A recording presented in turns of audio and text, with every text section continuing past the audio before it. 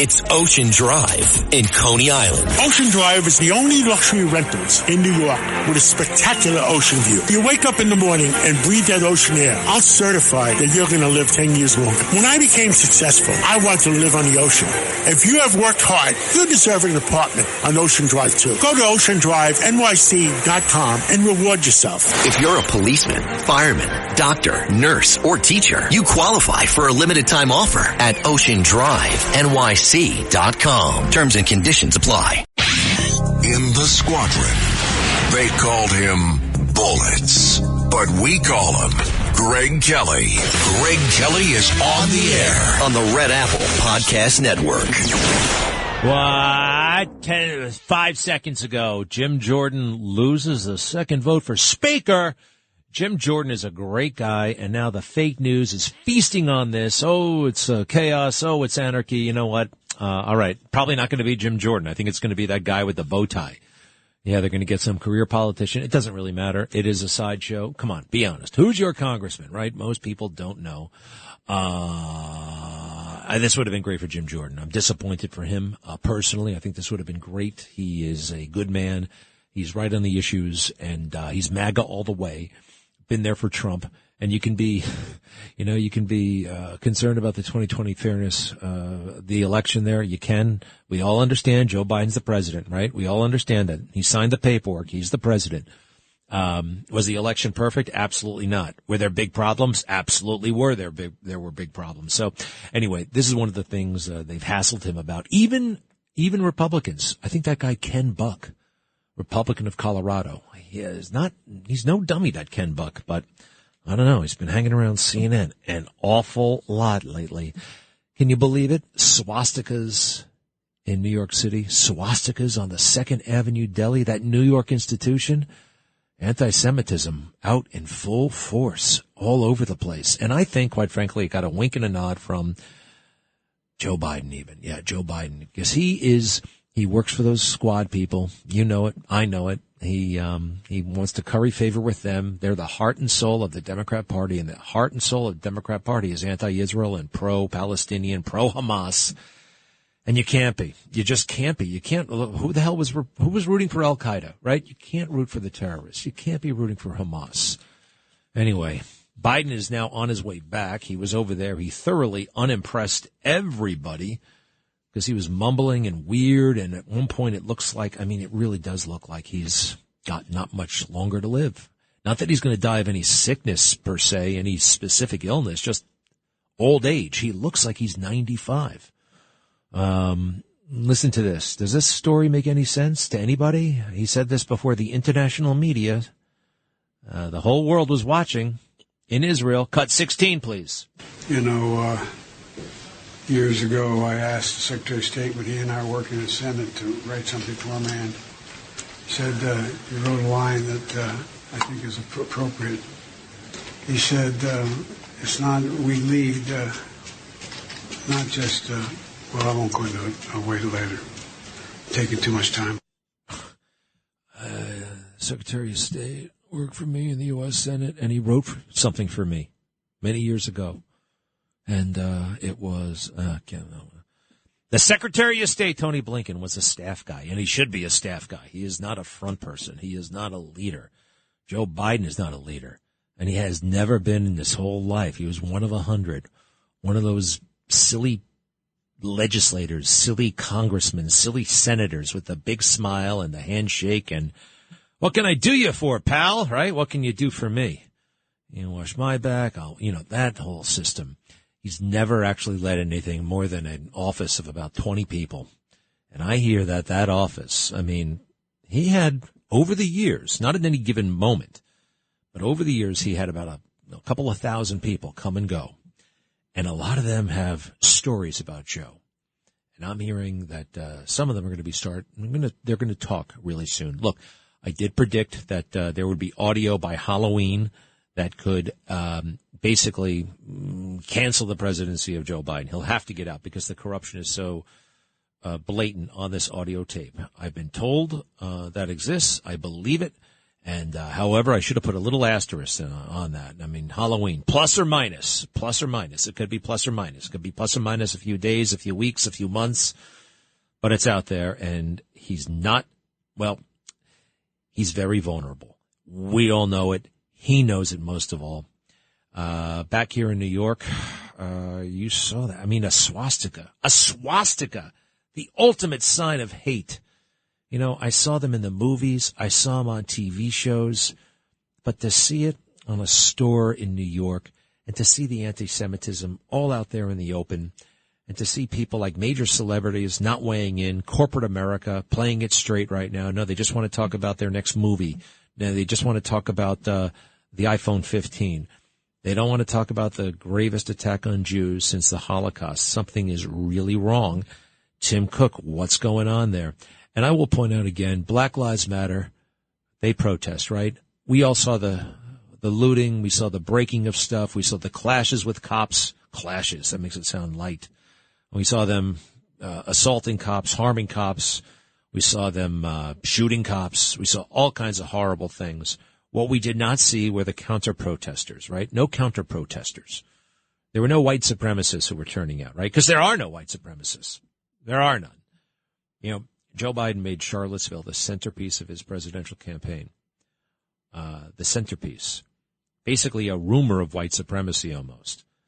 And you can see anti-Semitism everywhere in this country. And the most powerful people in the world are silent about it. And I think it's because the most powerful people in the world, many of them, agree with it. Many of them are anti-Semitic bigots. And it doesn't feel like my country anymore. I did not know it. A lot of folks tell me that they've known it. It's been there. They could feel it. Some of my Jewish friends. You know, my wife is Jewish. And I've learned a lot about the faith. I've learned a lot about the culture. And her parents, her mother is the daughter of a Holocaust survivor, and her grandmother, Judith, my wife. And I'm learning so much, and I'm so grateful. And yeah, I understand. Some people like, oh, well, why did you do that? And I understand. It's actually some Jewish people, you know, and not everybody was thrilled that my wife was marrying a Christian. And, well, what can I tell you?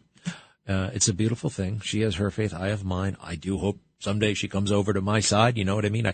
But one of the first things I did, I did it after I got married, to be honest, but I did talk to a minister, somebody I truly respect, and I asked him some questions about the Bible and what it says about Jewish people and where. Anyway, I was very pleased by the answers I received.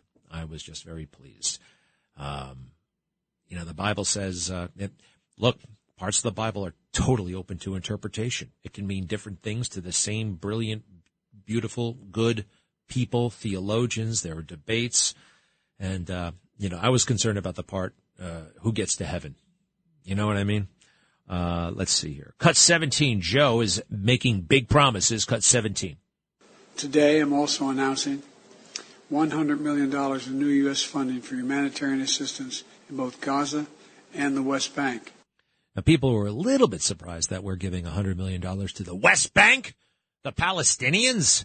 The West Bank, number one, the West Bank kind of, I mean, they're on the bad guys' side. And they weren't harmed in any of this. The West Bank is off to the west of Jerusalem, the east of Jerusalem, but it's on the western bank of that river there.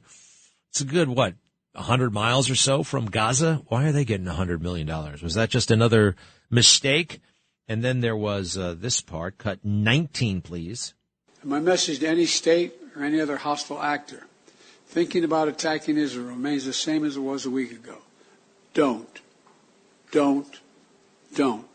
It just doesn't sound like it's going to cut it. It doesn't sound like it's going to intimidate anybody. Now, right now, Iran is putting out some pretty big-time tweets saying, oh, yeah, this is it. Yeah, this is the end. Time is up. Time is up. I don't know what to make of that. I'm still processing it. Somebody told me also that Donald Trump is actually doing some strategic assistance here for the Israelis in his public statements. More on that in a little bit. The hospital that the Palestinians blew up, possibly on purpose. You know, how the hell can even Fox News believe what Hamas is putting out? That's like believing what the Taliban puts out. That's like believing what the North Koreans put out, or the Kremlin during the heart of the Cold War. We can't believe it's by definition. It's false when they speak, when the terrorists speak. These are the same people who think it's legitimate and okay to take women and children and old ladies hostage and slaughter a bunch of peaceful people at a concert.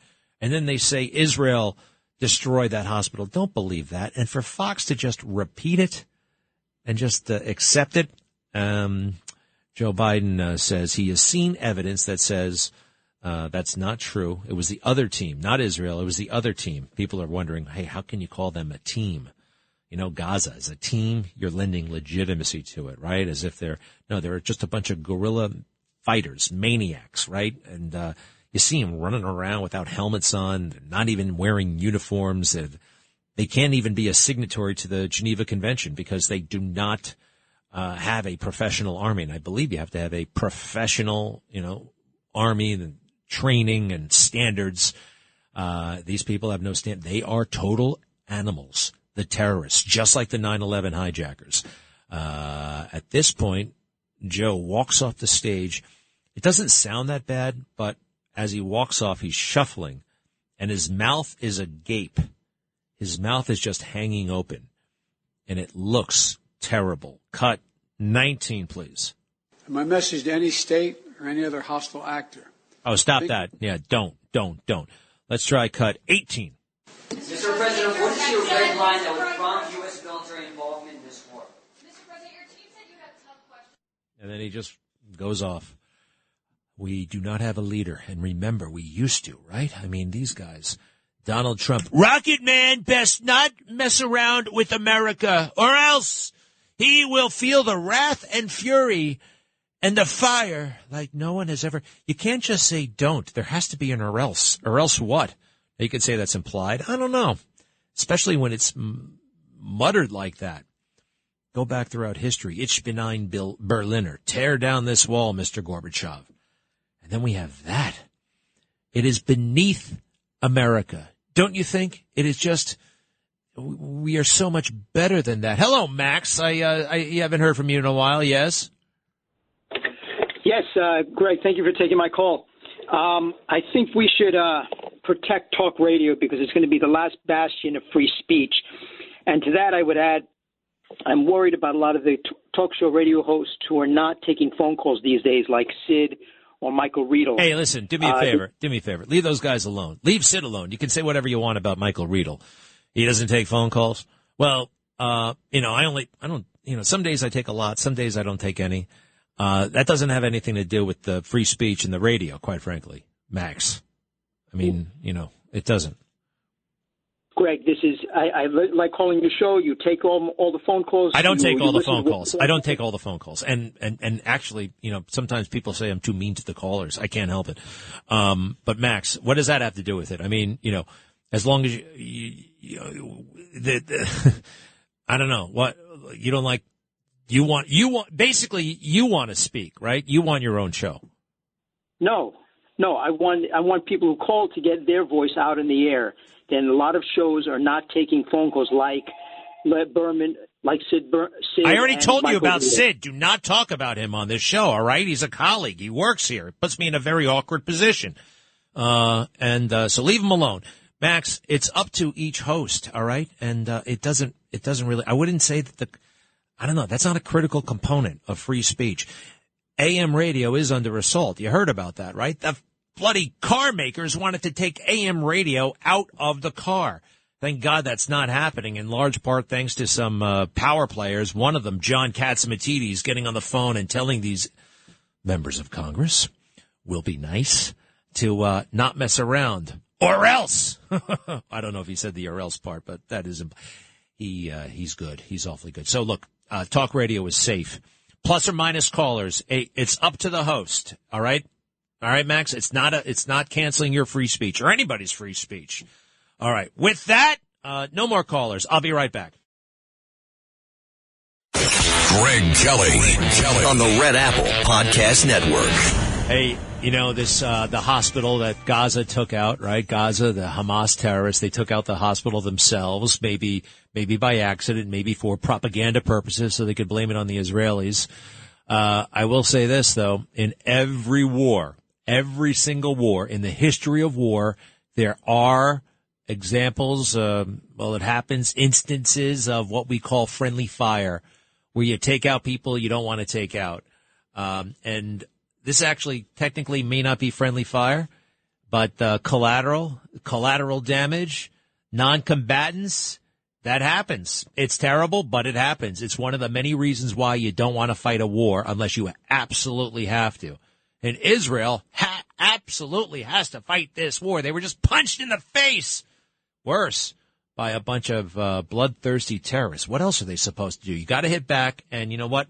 War is messy. So what a lot of the geeks, the civilian geeks at the Pentagon and elsewhere in the White House, sometimes they just don't understand it, and even some generals. All right, James Flippin, welcome back. Hey, what's up, Greg? Good thing you have me in. There's a lot going on in the newsroom right now. Oh, well, I'm looking at the newsroom. It doesn't look that busy, but okay. You can't tell with all the computers and the news machines coming in. You know, there's a lot going on, a lot of activity. All right, I see 3 empty chairs, but okay, tell me what's happening. What am I missing? Well, obviously, you know that there's a lot of competing rallies, protests, everything that's going on concerning the Israel-Hamas war. Right now, not far from where we're sitting over on the east side, there's a Free the Hostages rally being held outside of the UN. And some local officials are speaking there. Obviously, the, urgent nature of that hostage crisis is kind of something on many people's mind concerning the issue. And then there is a pro-Palestinian rally planned for later today. And NYPD says they're beefing up their security in response to that. Pro-Palestinian rally, otherwise known as a pro-terrorist rally in this context. Where is that going? I know that's somewhere in Manhattan. Last night there were dueling rallies at Washington Square Park, where there was people both on the pro-Israel side and people on the pro-Palestine or pro-Hamas side, I guess, depending on your perspective. Yeah. I mean, my perspective is pro-peace, pro-freedom, pro-Israel, anti-terrorist. These people are totally crazy. There's no moral equivalence. Remember Black Lives Matter? Where were the white supremacists, right? Were there counter-protesters there? No. Interesting, huh? Counter-protesters here supporting the taking of terrorists and the killing of innocent women and children. Saying that's okay. That wasn't an accident. That wasn't by mistake. That's what they actually did. That was their plan. That was their strategy. All right. Well, that's really awful. What else, Flippin'? New York's governor, New Jersey's governor, both outside of the country right now. Governor Murphy of New Jersey is in Seoul. He's in South Korea. And Governor Hochul's in Israel. So you make it sound like, the New York is adrift without them, or New Jersey is adrift. They don't need these people.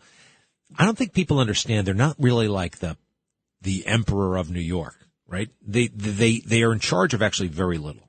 It's a part-time job too. Did you know that? It's a part-time job. Being governor is? Oh, yeah. Absolutely. Here. There's look at the legislature, right? That's definitely a part-time job. All those guys have other jobs. Lawyers, accountants, right? They work full-time, basically. Or part-time, I should say. So it doesn't matter. It doesn't matter. What the hell is she doing over there anyway? In Israel, that's what we were trying to figure out. I mean, I guess she's showing solidarity, showing support, all that stuff. I think it's pandering and looking for votes. She could have done that on Twitter. She could have said something, and she could have done something about security in this state. I'll be right back. Greg Kelly on the Red Apple Podcast Network. It's pretty cool that Donald Trump, President Trump, back in New York. One of us, again, his hometown. He's here in New York. He's going to that trial downtown, that totally fake trial. And good for him. He's got every right to be there. And he doesn't have to be there, but he certainly has the right. They're going after his company. He's already winning the case. Got to remember that an appeals court actually issued an order staying the judge's initial ruling. Staying. That means it can't take effect until at least mid-November. And when the Trump team, they'll have time to basically go through it. Why the cancellation of his business licenses was so over the top, so wrong. And from what I'm told, they can easily have that extended. December, January, February, and the rest. Now, the other thing is that crazy Judge Chutkan down there in Washington, D.C., insisting that that trial happens in March, that Donald Trump can't criticize her or the prosecutor, Jack Smith. This is a totalitarian situation. This really is. And the opposition figure, the number one opposition figure in the country, they are trying to throw in jail, and they are trying to silence him. That there are not more civil libertarians jumping up and down all about this. And you know what really bothers me? Lawyers coast to coast. There are lawyers. These guys, by definition, they went to school. They know better. They totally know better. And so many of them are silent. Where the hell is the ACLU? Where is the Bar Association? Instead, they hassle people like Rudy Giuliani for representing zealously his own client. You're allowed to do that. This is still America. It's still supposed to be America. So I have, is this Trump right outside the courthouse? Yeah, a little while ago. And he's still calling Letitia James peekaboo. I wonder why he says that. Peekaboo. Sometimes it just works. Sometimes you just come up with a name. Coco, what's the other one? Coco Chow. Coco! And there's nothing racist about peekaboo. There's nothing racist about Coco Chow, all right? Coco. I know lots of Cocos. It doesn't mean anything. It's not anyway, it's fine. I love nicknames. It's a term of endearment, except for you, Letitia. All right, I want to hear the president from this morning outside the courtroom. President, what are your thoughts on the trial so far? The government, through its witness, just got caught in a big, fat lie. And frankly, this case should be dismissed. It should have never been brought. This case should have never been brought. And this case should be dismissed. This is ridiculous, what's going on. Are you coming back tomorrow? And all you have to do is take a look at the record of the people in the room. Are you coming back tomorrow, sir? Mr. President, are you coming back tomorrow? He just walked away. Is he going to be back tomorrow? Do we know yet? And he's flanked by his attorneys, one of the really good ones. And she happens to be very, very beautiful. Who is that attorney who's by his side day in and day out? Alina Habba. Wow. What's going on there? Just an extraordinarily, anyway, I should not be making such comments, right? But she is great. I think he's in good hands, and I think God is on his side, and this is all going to work out. In the meantime, some folks I hear are trying to get together. Hey, I went to a dinner party last night. How often do you get to go to a dinner party, right? They used to be a real thing. I think it was COVID or whatever. Everybody's busy watching Netflix. They don't have dinner parties the way they used to. And it was a lot of fun. They asked questions of the table. First, they introduced everybody. I can say this. Ann Coulter was there, and a lot of other luminaries. Mark Simone, you know him from the radio, he was there. And it was impressive. And then, except for this part, they wanted to know what was a trauma that you went through and how did it change you? I'm like, yikes, that's one heavy-duty question. And I have a lot to choose from. I get it, but I kept it light and breezy. I think I made some joke and moved on. I did not want to, I don't know, I just didn't want to open up like that in front. I'll open up with you, but I can't open up like that. You know, you can't, like, you gotta, I don't know. I can always throw to a commercial break here or whatever. I couldn't do it. The food was amazing, and people, you know, you ever see it when they hire waiters for their own house? That's a really cool thing to do. And sometimes, no matter what your budget, you can do that. You can hire somebody to tend bar. It's worth it. I think it's worth it. If you're really having a party, you should pay somebody to show up and back you up. And remember this, and the hosts last night, they remembered this too. I remember throwing a party once, and I was very, very nervous. Having people over to my house, are enough people going to come? I was kind of freaked out. But I remember this old European friend of the family said the number one thing you have to do at a party is greet your guests with a smile. You have to smile. You have to, you know, you're pleased that they came, and you got to let them know by smiling. Isn't that nice? Because you really can lose your head. You really can lose your mind getting ready and the last-minute preparations and all that stuff. So a beautiful party. Thank you for the invitation. A lot of frustration with the state of the city. They were basically conservatives. Hey, Ann Coulter, huh? You know who's a hero, though? John Kennedy. Not John F. Kennedy. You know, they're going to, why aren't they renaming things with John F. Kennedy's name on it, right? We have Kennedy Airport. I mean, the guy was having orgies in the White House pool with interns. I know some of you admire that, but that's a very bad thing. It's fascinating. He was the Me Too city, that guy. But this is John Kennedy, the Republican of Louisiana.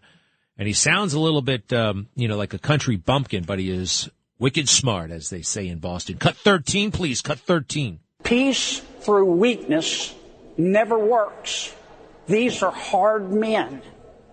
They interpret being a nice guy, quoting Socrates to them, they interpret that as a weakness. And that is what this administration has been doing. It's been quoting Socrates to our enemies when we're in a bar fight. That guy can quote Socrates, too. He's very, very literate. I think he's a Rhodes Scholar, too. One more from him. John Kennedy. And boy, that's right. You gotta have force. And President mumbles, there's no force there. Cut 14. America has a president who is not a defense hawk. America has a president whose administration is, frankly, more interested in discussing whether a man can breastfeed than it is in talking about national security. Put yourself in the shoes of our enemies, Russia and Iran and China.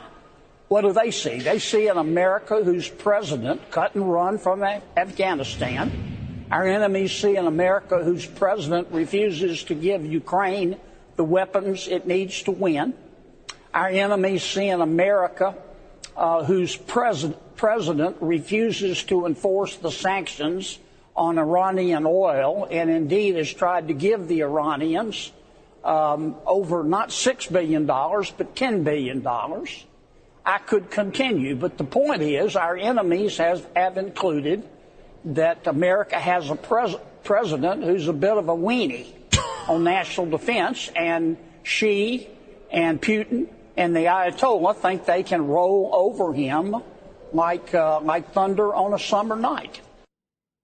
Did he have to say weenie? I don't like the guy either. Weenie. Just got through telling everybody how smart this guy is. He can quote Socrates. He said weenie. I think he said weenie because he thought it was cute, but I don't know. John Kennedy, you can do better. And so can Jim Jordan. I mean, is he done?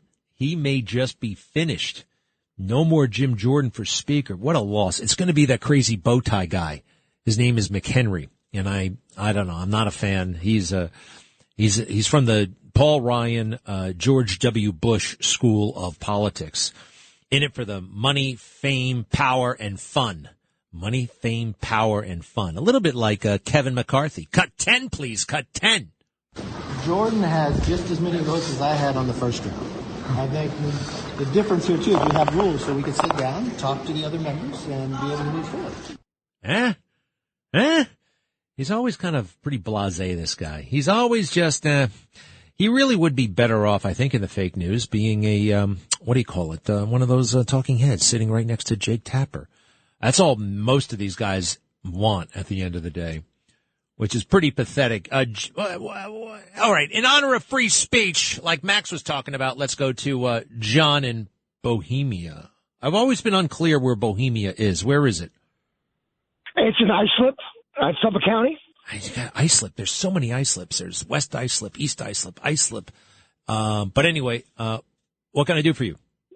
Well, there's lies being told about Jim Jordan that he hates first responders because he voted against the Zagawanga bill, the 9/11 bill. But 160 Republicans voted against it because they put a new tax on all foreign imports. So actually 5% of the new tax actually goes to first responders. That's why the Republicans voted against it. And for Peter King to tell that lie this morning on your airwaves is a crime. He didn't tell any lie. He didn't. Look, Peter King understands this stuff like nobody does, all right? And this very point that you've made, I've talked to Peter King about it, and they do cram all kinds of weird stuff. Unlike a lot of other legislators out there, this guy actually reads the bill, all right? He goes through it, and he understands what he's talking about. So give him a break. He's no liar either, John, okay? Give him a break. He's a great man of public service. I like him. I trust him. He's an expert. And he's not always the biggest Trump fan, but we can cut him a little bit of slack there. All right, John, thank you for that. Let's try Chris. Hello. Nanuet. Hey, good afternoon, Greg. Hey, good afternoon, Greg. I think it's a sad state of affairs, but most people seem to accept that there's a pack of handlers for Joe Biden that, you know, shuffle him around and tell him what to say, tell him what to do. But what a sad showing for him to be on the world stage like this and not have him better rested or give him medicine or whatever they do to juice him up or it's like he does when he talks about Donald Trump. He was more than an embarrassment today. It's just stumbling and Bibi Netanyahu. You mean you weren't impressed by this? Let's see, Joe Biden. I mean, I don't know. I think a lot of people thought this was a powerful and very telling anecdote. Really strong. Cut 16. You know, years ago, I asked the Secretary of State when he and I were working in the Senate to write something for a man. He said he wrote a line that I think is appropriate. He said, it's not we lead, not just, well, I won't go into it. I'll wait later. Taking too much time. All right, look, you can't blame the handlers on that, all right? You just can't blame he's not going to be up all the time. You can only put so many drugs in him, and there's going to be a crash. There's going to be a come down. You know, you can't blame, nobody can handle this, right? It is what it is. He's a dumb guy who's had brain surgery twice, and he's 81, and not a good 81. Chris, I don't think we can blame any handler. I think it's him. The only handler we can blame is Barack Obama. He really made this happen. You know what I mean, Chris? I don't know. They do bump him up from time to time, though. They seem to be able to get him energized if he's talking about Donald Trump. I don't know what they do or what they give to him, but I mean, you can't. I mean, by definition, if you're giving him something, and I do think they're giving him something, you're going to come down from that. And you know, I mean, maybe the effect is wearing off. You need more and more of it to get the same effect. You know, I don't know. You're right, though. Sometimes I see he gets his mojo up. But look, he's exhausted. He traveled all the way over there. Then again, traveling on Air Force One. I mean, you have a bed right there. You have a bed. It's really like, it's like you're in a house and they move the whole house over to Israel. But it's pretty pathetic. We know it. Everybody knows it. They know it. He knows it. Jill Biden knows it. And a change is coming. Be right back. Greg Kelly on the Red Apple Podcast Network. Congratulations to all the protesters, all the patriots in Staten Island. There are no more migrants in that John Villa Academy, right? Great job, everybody. That guy Scott, the artist, Curtis, and let's see, who else was involved? I mean, so many great people. And now the victory could be, well, you know, Adams is not on our side here. You can see the National Guard is now at the Roosevelt Hotel. They don't even call it the Roosevelt Hotel anymore. It's been blacked out. It's just a building full of people from all over the world, and we have no idea who they are.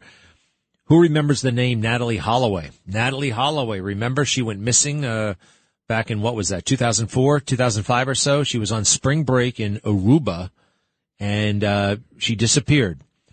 And Joran van der Sloot, also, it's spelled Sloot, but it's pronounced Sloat. Joran van der Sloot is admitting now that he killed her. He killed Natalie Holloway with a cinder block on Aruba Beach and dumped her body in the water. This is I guess it really wasn't that much of a mystery. We kind of knew he did it, right? From the Post here. Joran van der Sloot has finally admitted to killing Alabama teen Natalie Holloway 18 years ago, bludgeoning her to death with a cinder block after she tried to fight back against his sexual advances. Van der Sloot, long the prime suspect in the 18-year-old's disappearance, made the shocking admission Wednesday in an Alabama courtroom with Holloway's parents present. "You changed the course of our lives and you turned them upside down," her mother, Beth Holloway, said in court, standing a few feet from Van der Sloot. "You are a killer, and I want you to remember that every time that jail cell door slams." Van der Sloot, now 36, detailed how he started kissing Holloway on the beach after a date in a local bar, according to documents obtained by the New York Post. "I start feeling her up again, and she tells me no. She tells me she doesn't want to feel her up. He told his attorney, according to the documents, I insist I keep her up either way. What does that mean? I insist I keep feeling her up either way. Yeah, I keep feeling, oh boy, he looks terrible these days. I'm looking at a picture. He used to be a sharp-looking guy. He looks terrible. The American teen kneed him in the crotch, enraging the killer, who said he knocked her out by kicking her extremely hard in the face. Yikes. Vandersloot then grabbed a nearby cinder block, he said, reportedly confessing, I smashed her head in with it completely. He then disposed of her body in the water. The Dutch citizen has already been arrested in Aruba twice on suspicion of Holloway's murder, but ultimately released for lack of evidence. He is not currently charged in Holloway's death, but made his confession as part of a plea deal for extortion and wire fraud after asking her family for $250,000 to reveal the location of her body. Jeez. He was sentenced Wednesday to 20 years in prison to run concurrently with a 28-year sentence he is serving in Peru in the 2010 slaying of Stephanie Flores. Judge Anna Maniscalco required him to come clean on the teen's death to get the deal. Well, that's good for the Holloways. They finally have closure here, right? You have brutally murdered in separate instances years apart 2 young women who refused your sexual advances, the judge said. Holloway, 18, disappeared while on a high school graduation trip to Aruba, with her disappearance drawing widespread attention. Yeah. Hey, Greta Van Susteren, right? She was all over that case all those years ago. And I guess he's going to do the time in America. He's no longer in Peru. How about that? He killed her, hides the body. The body, I guess, decomposes or, disintegrates in the water. And then he tries to extort money from the family of the woman he killed so he can, to get, I'll tell you where she is if you give me $250,000. Now that is depraved. And he was also probably taking them for a ride because I don't think she's, if you put her in the ocean, he had no way of telling them the location. Joseph up in Fairfield, Connecticut. Yes. Hello, Mr. Kelly, Gregory. I always call you Gregory because one of my sons is Gregory, and my wife says, don't call him Greg. But anyway, I was born in Italy, and I came here. I'm a naturalized citizen in the 1950s on the Andrea Doria. So you don't sound that old. No, I'm up there, and I have grandchildren that are partly Jewish. Speak Italian. Say some stuff in Italian. Well, I'm going to give you the name of the cardinal. Do me a favor, just first. Say some stuff in Italian. Yes. Sì. Come stai oggi? I don't. Come stai oggi? I don't know about this. I don't know. That doesn't sound like I could speak Italian better than that. All right. What do you want to say? Voglio dire queste cose. Oggi, today, All right, just tell me the point. Forget the Italian stuff. What did you want to say? The Cardinal of Jerusalem, the Patriarch of Jerusalem, his name is Cardinal, now get this, Cardinal Pier Battista Pizzaballa. Now, he said he would give up his life to release the hostages, the children hostages that the... I saw something about that. Yeah, it's a nice gesture. I don't think it works that way, but it's a nice gesture. The good Pope Francis has not said too much. And I've been a Catholic school teacher. I've taught at Fordham Prep for 20 years, and I still teach now. I'm a college teacher. And? Yeah, I'm trying to get this in fast because I only have a few minutes. That's why. Got a couple of seconds, so what's the bottom line? Well, the bottom line is that the church, the Pope, should speak out more about the atrocities that the Hamas has created against the Jewish people. Hey, the Pope is, in Israel. Yeah, the Pope. We got some issues with the Pope. I know I'm not supposed to, but I'll be right back. Thank you, pal. Greg Kelly on the Red Apple Podcast Network. I love it, Donald Trump. You keep it up. Former President Donald Trump voluntarily in court for a second consecutive day in the $250 million civil fraud trial against him, largely kept his cool inside the courtroom Wednesday until making several audible sounds of frustration as his attorneys cross-examined a real estate appraiser. Trump could be heard muttering a few times to his attorneys, shaking his head and gesturing as Doug Larson testified for a second day.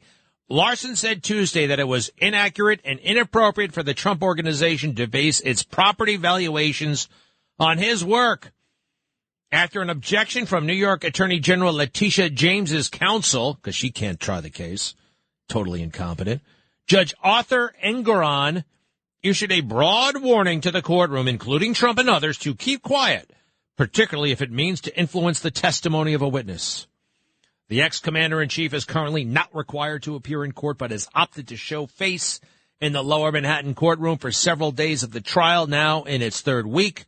Trump's sons, Eric and Don Jr., and the Trump Organization are all accused in a decades-long scheme in which the Attorney General alleges the commander-in-chief grossly exaggerated his net worth by as much as $3.6 billion.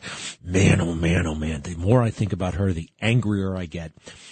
The idea that this imbecile knows anything about real estate and her silly little team that they've gathered together, that this great man, decades, unquestionably great business, until the day he got into politics, until politics. And what is this all really about? It's for beating Hillary Clinton. Unforgivable. Blanking forgivable. In 2016, he shocked the world, right? And they will never, ever, ever, ever, ever get over it. I saw it coming. I wasn't that shocked. I really wasn't. In 2015, I said, yeah, I think he's probably going to win. And nothing really happened. I kept on seeing these things. 90% chance of Hillary Clinton winning, 95% chance of right up until Election Day, right up until she lost. And you got to remember that about the fake news. They lie. You know, lies do not help their side. They think they do, but they don't. They really don't. I mean, what kind of effect did that have? Did that put them in a complacent state? Is that why Hillary Clinton did not go to Wisconsin to campaign? Because she was watching the fake news all the time? It's got to be realistic. It's got to be realistic about Joe Biden's shocking limitations right now. This is scandalous to have an American president who sounds like this. This happened. I don't want this to happen. This is America. You know, I like this country. I love this country. I want the president to be halfway decent, even if I didn't vote for him. This is not halfway decent. 1-6, please. 1-6. You know, years ago, I asked the Secretary of State when he and I were working in the Senate to write something for a man. He said, he wrote a line that I think is appropriate. He said, it's not, we lead, not just, well, I won't go into it. I'll wait later. Taking too much time. Wow. We got a problem. Jeez. This is a time that cries for leadership, for clear cut, no ambiguity, no waiting a day, no waiting a second day, no giving a big speech and not mentioning anti-Semitism. You know, Joe Biden has talked more about white supremacy in his presidency than anti-Semitism. White supremacy, phantom. Anti-Semitism, real. Remember when he would get on the plane and fly all over the country anytime they could possibly say, yeah, I think maybe if you look at it this way and squint and ignore what the FBI and local officials and state officials tell us, you can probably say with sort of a straight face that this was white supremacy. After all, it was a white gunman, right? Stay with me on this, everybody. Fake news. Are you in? You're in. You're in. We're all in. The Atlanta spa shootings, white supremacy. Nope, ignore that sheriff. Nope, ignore the state police director. Nope, ignore the FBI. We got an election to win here. We got an election to rig. We have a country to fool. And they spent all that time and money worrying about white supremacy, which wasn't real. And now we have people actually in law enforcement positions of real responsibility. You know, Edward Caban, the police commissioner, that's his name. I had to look it up. Caban. He had a luncheon with some luminaries yesterday, and I got a full report. You know what he talked about for half of his speech? Take a guess. Street crime? No. Gang violence? No. Terrorism? No. Diversity. Diversity initiatives. Diversity initiatives. You know, the police department is, as Ed Norton would say, it's grown enough. Got 163 countries. I think there are, how many countries are there in the world? They're all represented. All. And just talking about it, I mean, just got other things to do, right? I'm looking at a pro-Palestinian rally in New York right now. The anti-Semitic, the hate that is allowed, the hate that they can shout out loud without any, and where's the New York Times on this? You got to read Mark Levin's book. He knows all about it, the history of that place. Joe in Mount Sinai, welcome back. Joe. I think that Biden still thinks RFK is a threat, or else if he thought it was going to help him, he'd give him the Secret Service protection. And the world ship is turned upside down. It's capsized. All right, wait a second. Wait. I mean, look, the Secret Service protection, I think because of his family's contributions to America, he deserves it. But you don't get Secret Service protection until you secure your party's nomination. There is actually a law or a regulation. I don't think you're trying to say they want him dead. Is that what you're saying? Pretty much, huh? Pretty much. And the good people in the world, our ship is capsized. The people that can help us are being suppressed on the bottom, and the crap is being glorified. So if this is not a world in disarray compared to what happened in World War II, we had an incompetent Secretary of State. We had a cripple. Now we have a mental cripple. We have an incompetent. We have bigots, anti-Semites in Congress, in Senate, making policy. And I'm going to pick a black woman. Just pick whoever you want. Don't rub it in our faces. The world has gone upside down. Wait, you mean pick a black woman as in terms of the Supreme Court, in terms of picking a running mate? Just that's what he said, right? Joe Biden said, "I'm going to pick a black woman," which, by the way, I think is an insult to black women. I think it's an insult to the black woman he ultimately picked. It's just like, give me a black woman. And he's done that throughout his career, by the way. I need a person of color. Oh, great. Go get me one. You know, everybody else he wants to interview. You know, let's see what we got here. Let's look at the guy's resume. Let's interview 50 people and figure out which is the best one. Get me the nearest black woman you can find. That's how he hired Simone Sanders. That's how he found what's her name again on the Supreme Court? Ketanji Brown Jackson. And that's how he found Kamala, too. It's a shame. It's a damn shame, pal. Thank you very much. You know, my security has been on my mind lately. I am getting all kinds of nasty comments because I said out loud the other day that what we're seeing in Gaza looks like total annihilation, because I was looking at photos. I was looking at footage from drones, right, that had those buildings totally fried and just it looked like total annihilation. It looked like nuclear winter. And media, they said I was celebrating it. I was not celebrating it. War is terrible. I do want the Israelis to win. But that doesn't mean I'm celebrating it. War is hell. And I've said this before. You got to remember it. There is going to be collateral damage. There is going to be friendly fire. There is going to be war crimes. That happens in every single war. You minimize it. Nobody better at minimizing it, quite frankly, than the Israelis. They're so professional. They've got their act together. But even a tightly run military force like that, you will see, yes, you will see collateral damage. You will see friendly fire. You will see the deaths of innocents. You might even see a war crime or two. Yep. And even when America goes to war, you'll see the same stuff. Friendly fire, women and children killed, non-combatants killed. War crimes. That's why we have military lawyers. That's why we have military prosecutors. That's why we have a UCMJ, the Uniform Code of Military Justice. It happens. And these accountants who work at the Pentagon, you know who the worst was? Paul Wolfowitz. Paul Wolfowitz, Don Rumsfeld, George W. Bush. And what's his name? Karl Rove as well. Karl Rove, who has no conception. The guy is a little nerd. Books. It's all the stuff he's read in books. He has no practical experience in anything. Yeah, getting people elected. So what? Let's figure out how to mislead the people. Never had his ass in the grass. And those guys sold us the Iraq War. And, we probably wouldn't be going through what we're going through right now in the Middle East if we hadn't wasted trillions of dollars and lost all those lives and killed a lot of innocent people, too. We did. America. That's on us. That's on us. Were you protesting the war? Did you think it was the right thing to do? Were you conned by that whole thing? We got to fight them there or else we'll have to fight them here. Did you believe any of that nonsense? Chris in Staten Island? A big fan. I just want to ask you a question. Well, this whole thing with Israel and the Palestine war. During 9/11, the Army and the Marines, all the recruitment went up after we got attacked. And by the way, I was a first responder. I was a police officer. Now, with this horrific attack by Palestine, how come you don't see all the Jews from this country going over there, picking up a rifle and defending their country?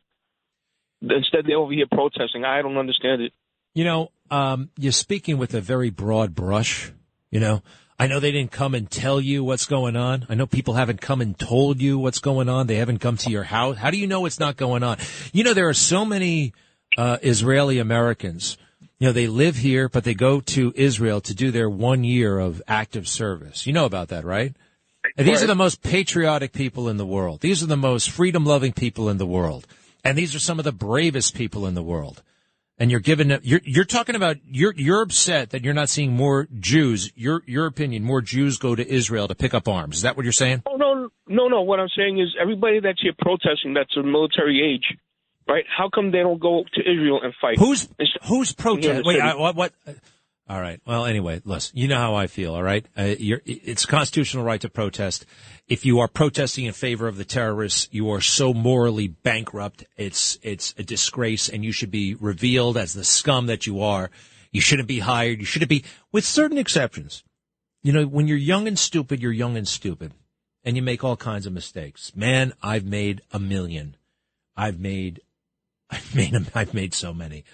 But I gotta say, nothing like that. I've always been on the right side, quite frankly. I really feel that way. I'll be right back.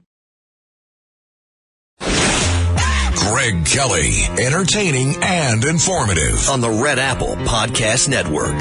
Chopper 2 was over a rally in Washington Square Park. The NYPD drawing the line between dueling rallies. We weren't planning on saying anything about Palestine. We wanted to call out the terrorist organization Hamas that did this. The pro-Israel rally was organized by the Students Supporting Israel group from NYU. My loved one was being bombarded by rockets, under attack, afraid to walk on the street. No one should have to live that way. I don't think there is any country in the world that would accept such atrocities against their civilians. Directly in front of them, those in support of the Palestinian people are calling attention to what they believe to be genocide happening in Gaza right now. It can barely be called a war. One side doesn't have an army. These are textbook war crimes, mass movement of people, cutting off of electricity, food, water, medical care, bombing of hospitals. Although tensions were high, these were peaceful demonstrations. One thing both sides had in common, praying for their people and also an end to the atrocities happening around them. You know, this both sides thing, right? Both sides. They try to be, you heard the reporter there, both sides have the equal amount of legitimacy. You know, Al-Qaeda, the Taliban, they used to complain about the same stuff, and always accuse the West of committing atrocities. Not enough resources. No, these are terrorists. These are raw, ugly terrorists. And I don't think we can countenance that. I don't think we just cover it like any normal rally. White supremacists, right? We'd all be booing and yelling and screaming at them, right? If they were out there, I would be. Yeah, sure. They suck. I hate them. They have no legitimacy whatsoever. Zero. I think we all agree. But somehow anti-Semites, in the eyes of the media, somehow it's like, well, according to the anti-Semites, they say, they have, there's no equivalence, and it's amazing. It's amazing that it's happening. I was very naive for quite a long time. And I'm sorry. I'm sorry. Hey, the next speaker is going to be this guy, most likely, not Jim Jordan, but his name is McHenry. Patrick McHenry. Remember this name. He's technically the speaker right now, the speaker pro temp, right? He's like the temporary speaker. but it looks like he's probably going to get it because Jim Jordan can't get it, and they got to have a compromise guy. He is a Republican. He's a swamp guy. Let's see here. He's about 50 years old, late 40s maybe. He's been in Congress since the age of 29, since 2004. Yeah, that would make him in his late 40s. He wears a bow tie to work. That's kind of weird. Congressman McHenry, before he became a congressman, was in the North Carolina House of Representatives for several terms. And then he was special assistant to the Secretary of the U.S. Department of Labor. Appointed by George W. Bush. Career politician through and through. I do not like these guys. 9 times out of 10, they stink. And they're in it for themselves. The game of politics and, the fun of politics, the power of politics, and ultimately the great big cash prize that awaits them. Usually after, sometimes during. McHenry, do we like him? What does he stand for? It doesn't really matter. Again, Jim Jordan, he wouldn't have been able to get anything done. It doesn't matter, but it is symbolic. We didn't want Kevin. We don't like Kevin. I know. Oh, it looks like chaos in the House. Just according to a bunch of people who watch MSNBC all day long. To normal people, this looks like, it doesn't even look like anything. This is what happens. Some people try to say, the Republicans really look like a mess. No, the border looks like a mess. Schools look like a mess. Afghanistan was a mess. Trying to figure out whether it's McCarthy or Gates or Jordan or McHenry, that's politics. That's politics. And it's not always great, but that's what happens. Hey, how do we feel about the Fox News coverage lately, huh? You notice that they're all guessing all the time. Do you like Trey Yingst? Have you seen him? I don't know about that guy. I don't know about him. Why don't they have more guys? Why is it him 24/7? I see a lot of dramatics, diving for cover when there's nothing coming inbound, that kind of thing. I was a war correspondent, by the way. I never did that stuff. I dove when I had to. Greg Kelly, entertaining and informative on the Red Apple Podcast Network. And we are joined by the great journalist Liba Niesis. She is a Harvard-trained lawyer who actually covers all kinds of things for the Jewish Voice, including celebrity news. But first and foremost, Liba, welcome back. And, man, how do you feel about Israel and what's happening here? I think it's horrible. I've written about 9 or 10 articles in the past week covering Israel, how Harvard reacted to it, how the celebrities reacted to it. I went to an FIDF gala last night with over 1,000 people to show support for Israel. But I've really been writing how the celebrity response has been totally inadequate, and a lot of them have shown anti-Semitism.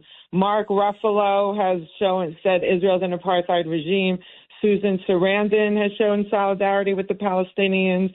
Malala, who was shot by the Taliban just recently, today, just gave $300,000 to Palestinians in Gaza. Oh, my gosh. Now, Malala, by the way, she is the most annoying person in the world. Yeah. I hate what happened to her a long time ago, but she doesn't have to annoy us for the rest of our lives. How the hell does she have $300,000?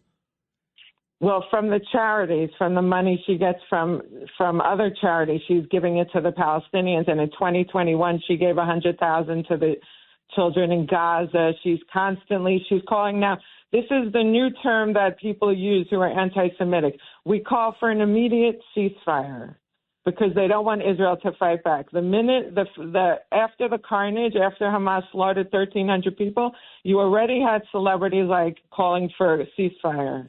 Mark Ruffalo, I don't like. He's not a good actor. He's always in these weird chick flicks. I can't even name one movie he's done. He's terrible. Terrible. Who were some others? Well, John Cusack. I mean, he also hasn't had a movie in a long time, but he says he's with Palestine, that what Israel's doing is inhumane.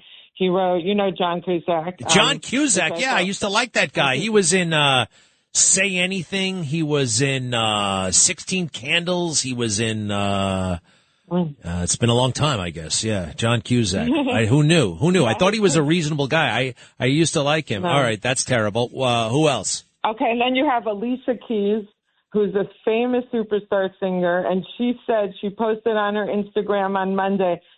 Everyone knows that the Hamas militants paraglided into the Supernova Music Festival and started killing people. She posted, "I'm thinking of taking up paragliding." Alicia Keys said that? Alicia posted that on Instagram and wearing the colors of Hamas. Alicia Keys? I can't believe that. Is she married to Swiss Beats? Yeah, Muslim. Yeah, Swiss Beats, who's Muslim, and she a couple of Hey, years listen, ago, you she can be posted- Muslim. You can be Muslim in America, right? I mean, I'm not having a beef, right. but you support terrorists, and you're rooting for the people who slaughtered the women and the children. Alicia Keys. I met her once at Yankee Stadium. She didn't seem crazy at the time. Granted, it's a dozen years ago. Shoot.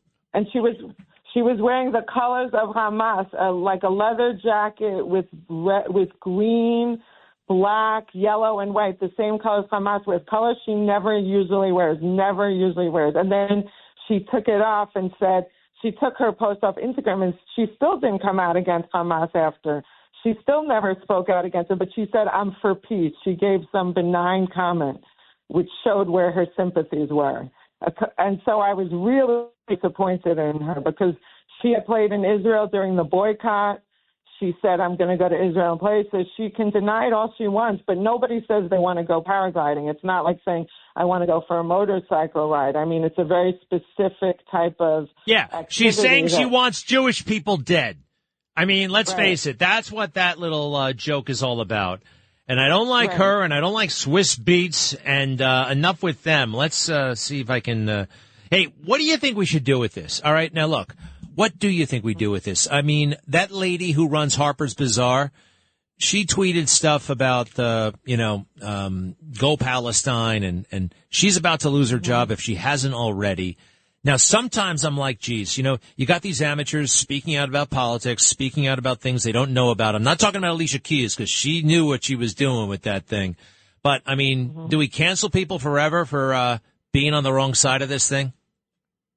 I think it depends on what they say. I mean, you can't just say blankly you're going to cancel, but I think that when someone says they want to paraglide, or even Mark Ruffalo, who says Israel's an apartheid regime and we should sanction them, or Keith McMalley, the restaurateur, says the more repugnant the facts, the more we have to listen.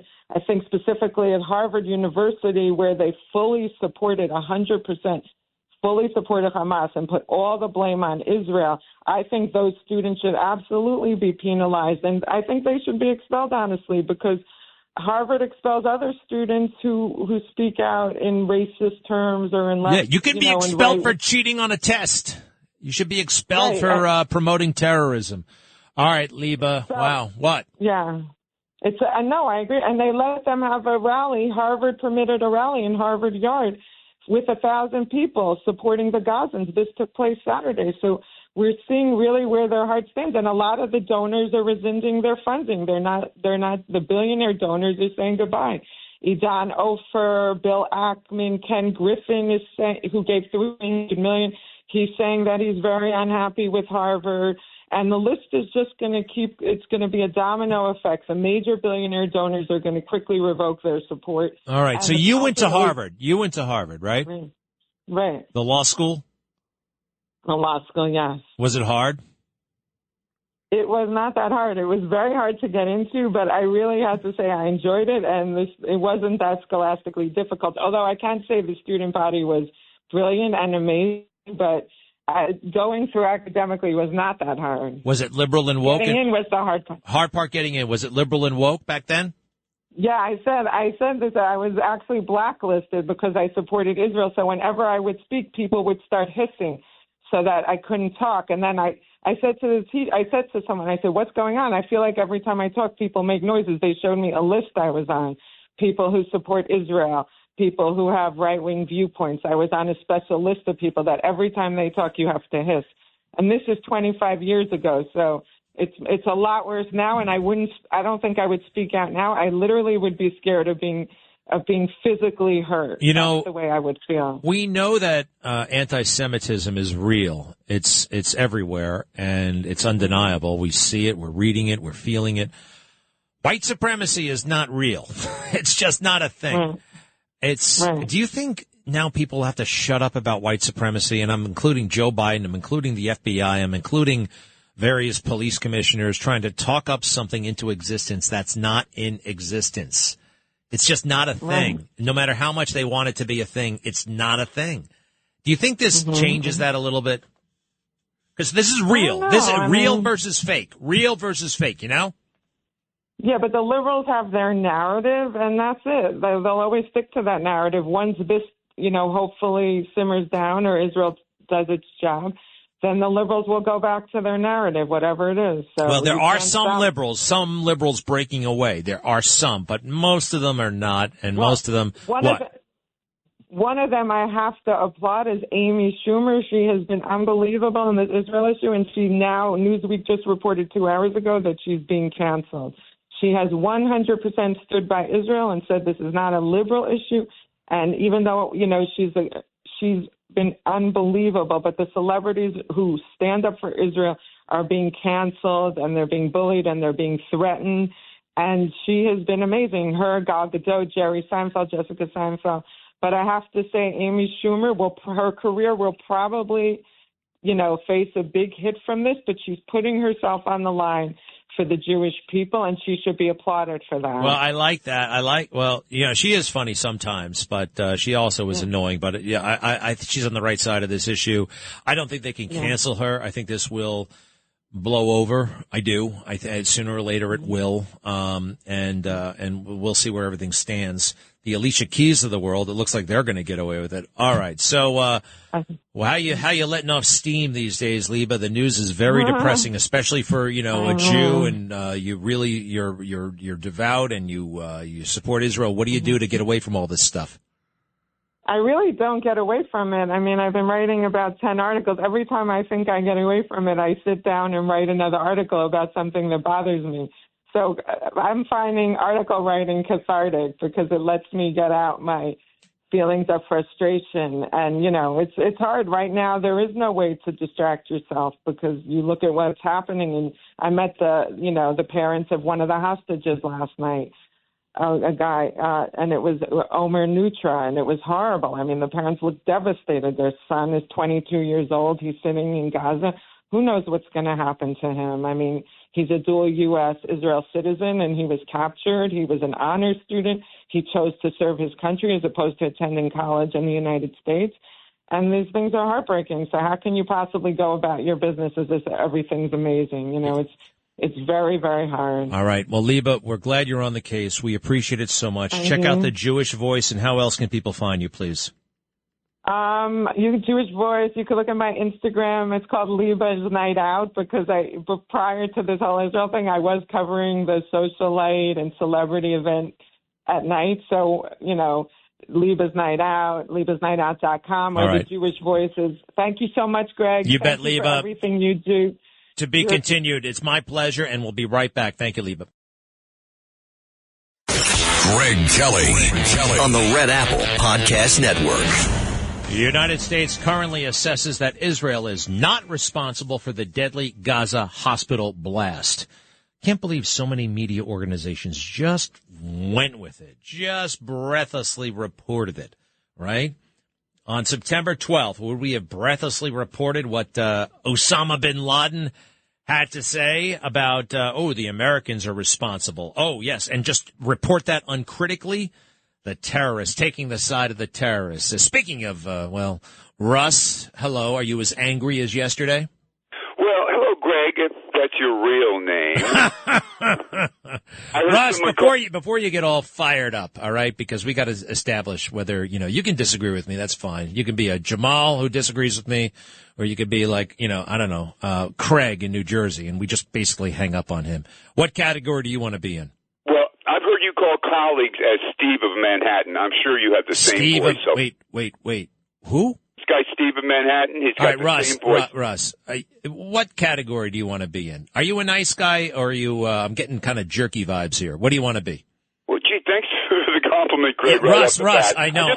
I know. That's the way it's going to be around here until you tell me what category you want to be in, all right? Because every time you call up with a lot of attitude and you say something I totally disagree with, and it's not even interesting. So maybe we should just leave it at that. What do you say, Russ? Would you send a young... Hey, Russ, thanks for listening to me and being so responsive, all right, Russ? All right? Yeah, I'm going to respond to you the way you respond to me. I'm not going to respond.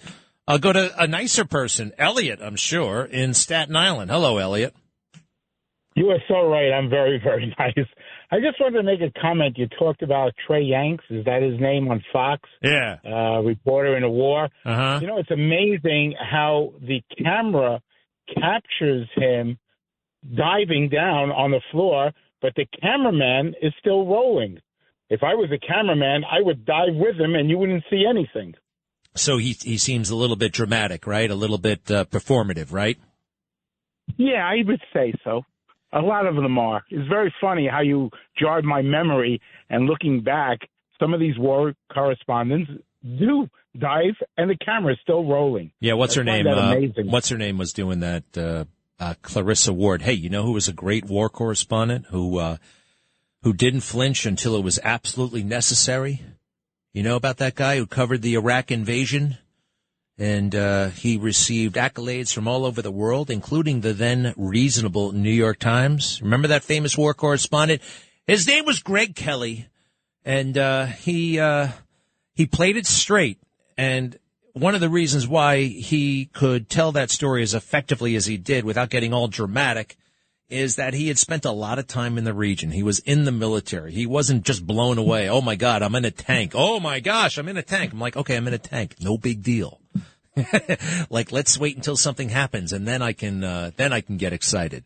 And then I did get excited when something happened. And then, however, I kept it cool at the same time, even when that tank blew up right in front of me, even when that mortar round hit about 6 feet from where I was standing and blew me off my feet and cut up my face, even when they started killing some of my colleagues. Anyway, I had to keep it together. You got to keep it together. And something else about war, and they teach you this in the military, and it's good to remember in a crisis, you should always take time to shave in the morning. You can't look like an animal. You gotta treat yourself well. You gotta take time to, it's very easy to do. It's very easy to let those things go. You gotta be a professional, even when you're in the worst spot in the world. Thank you, Elliot. Yeah, that was wild. How long ago was that? 20 years ago. 20 years ago. Going into Baghdad with American troops. Where are those weapons of mass destruction? Never could find them, because they weren't there. No active weapons program, certainly. I'm not talking about the stuff that's left over from the Iran-Iraq war. That's not why we went to war. It was the active NBC program, nuclear, biological, and chemical warfare program, which did not exist. Who's that other guy who was right? Scott from the United Nations. I forgot his last name. Scott Ritter. We should have listened to him. He was so right, 1,000% right. And he was targeted by the government, I think, for being so right. Joanne, hello. Oh, thank God. Hi. I wanted to say something. Let's see. I got a couple of, you need me for a whole hour, but since I don't have it, I just want to tell you that I thank God for you, because I feel exactly on everything about Trump and just everything that's going on like you do. And as much as I told you before how much I love Mark Levin, the great one, and Alan Dershowitz, I have a lot of respect for him. They're not really Trump people, but they know Trump's worth. And I love that about them, that they are honest enough to, address him as all the good stuff that he is, what he's worth, like you do. Okay, one more quick thing. Let's say I'll do one because that's all you're giving me the time for. Should we let them go? Look at Hanley Jane. Hey, Joanne, I can't tell you, you're talking too fast. All right. Anyway, I appreciate it very, very much. You're the best. Thank you for the support, and keep it coming. Just let's slow it down a little bit next time. Because I got to go to George. He's in Pennsylvania. George. Manja, Greg. Manja abundanza. I remember when you were reporting in Baghdad, but you remember in the first Iraqi war when they said they hit the baby milk factory and they put big cardboard signs up? Baby milk factory. It said baby milk factory. Yeah, that's funny. What was up with the manja? Don't answer it. So what else? Eat. That means eat, Greg. Eat. I know, but it's not lunchtime. And all right. Anyway, Well, thanks, George. Anything else? Yeah, I just want to say this, Greg, because I like your show. I like you very much. And I see you on TV. You're great. All right, George, I appreciate it very much, but I got to go. I think you're going somewhere. I don't want to go with this one. Is it time? Should we do it? Yes, we should. Actually, two more. Ellen in Manhattan, yeah. Hi, Greg. I just wanted to opine on the woman, the writer before, about Amy Schumer. Yeah. Listen, it's great that Amy is supporting Israel. I support Israel 1,000%. But as far as her getting canceled and losing her career, she would have to do something incredibly heinous on Fifth Avenue for that to happen. So that was kind of a weird, I just thought that was a very weird comment. She was sort of going on and on. Amy Schumer will be fine. I'm a comedian. She's very well respected. She gives a lot of comics work. Nothing's going to happen to her. The second thing I wanted to say really quickly is I met your father on Monday night. He was on a panel discussion, and he was just so lovely. Isn't he brilliant? I love my dad so much. I'm so lucky. Thank you, Ellen. And now it's Barbara's turn. Hi, Greg. I read what James Madison had to say, which applies right now to what's going on with Hamas in Gaza and the hospital bombing. James Madison said, "Crisis is the rallying cry of the tyrant." So Hamas is using this horrible thing that happened to these people in the hospital, whether it's true, whether it's not. I know the United States says Israel was not responsible. Doesn't matter. They're going to use it as a rallying cry. They're going to inflame their citizens. They're going to inflame these crazy, misinformed students here in the United States. A crisis is an excuse for a tyrant to grab power, to inflame passion, and to override reason. And that's what we're seeing. I like it. One more time. A crisis is an excuse for a tyrant to what again? Crisis is the rallying cry of the tyrant. James Madison. Yeah, that's great. And the part about it. It gives them the ability to inflame passions, and therefore they override reason. Once passions are high, people lose sight of the reason in the situation. And that's what we're seeing. And bad things come of that. We know that. And by the way, I just have to say, I love what you said about when you're in the service and going and fighting and to shave in the morning, because to me what that says is you are civilized. Wherever you are, even in a horrible war, you maintain civilization. And we're losing that civilization. We're becoming barbarians. And we can't let that happen, Barbara. Thank you for noticing it. It's true. It's one of those little things they teach you. Thank you all. See you soon.